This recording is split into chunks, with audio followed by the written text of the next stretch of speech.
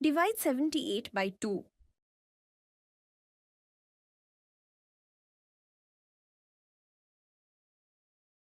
You already know by now, we divide.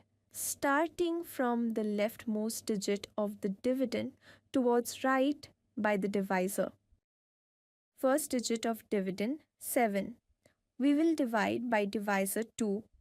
7 divided by 2 is 3. Write 3 in quotient space. Write 3 into 2. 6 below 7 of dividend. Subtract 7 minus 6 to get 1.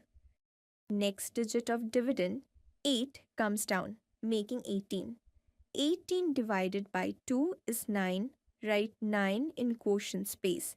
Write 2 into 9, 18 below 18. Subtract 18 minus 18 to get 0. Division is complete. Quotient is 39. Remainder is 0.